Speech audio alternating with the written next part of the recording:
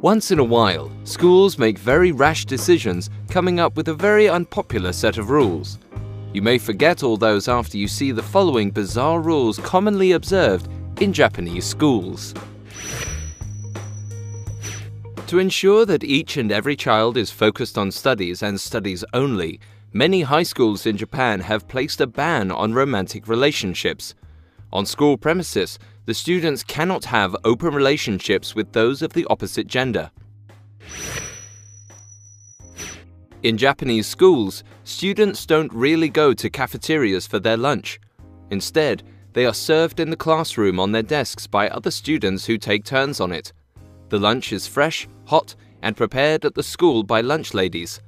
Everybody is given the same amount of food and is enforced to finish it to the last bite. The Japanese students do not get the same summer vacation as most Western schools. They have only 5 weeks in duration right in the middle of the school year, and even during that time, most teachers and students still show up to class to conduct various club activities. Moreover, the elementary students are also handed a quite large homework package that might consume most of their so-called break anyway.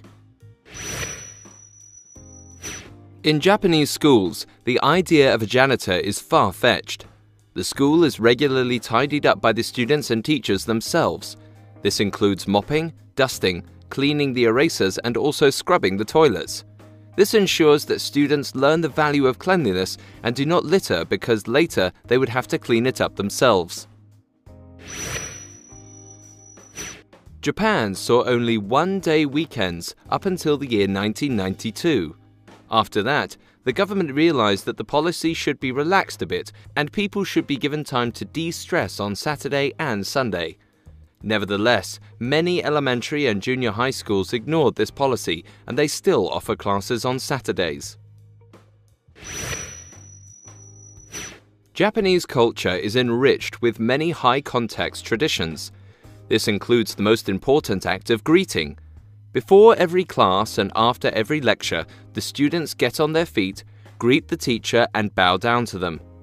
It is very respectable and necessary for students to greet the teachers because if they don't, the teacher may get offended. During our teenage years, we tend to experiment with a lot of different hairstyles and which one suits our personalities. Little options are left if you are studying in Japanese high schools where hairstyling is forbidden. Girls cannot have bangs longer than their eyebrows, and guys are not allowed to grow their hair below their neck and have to have it trimmed at all times. Normally, Japanese students start to suit up just after junior high. However, some schools still go for the traditional alternative of a uniform. The uniform is a military-style outfit for boys and typical anime-style Japanese schoolgirl skirt and blouse for girls. Moreover, makeup, hairstyling, nail polish, and many other common teenage practices are forbidden. Whenever a new teacher is coming to Japan from some other country to teach, say English language, they are informed that they might get kanchoed. Kancho is when all the kids fasten their hands together, point their fingers, and aim them exactly at the teacher's butthole. This is a popular prank among kindergarten and elementary students.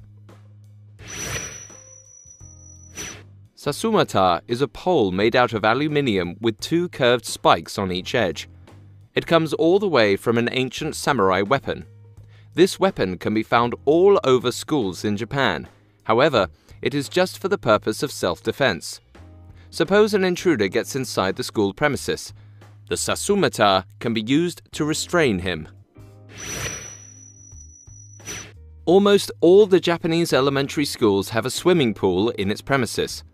The swimming lessons are included in the curriculum, and it is absolutely crucial for every student to learn to swim certain distances. Those who fail to do so have to attend special summer training programs and are retested to check their progress.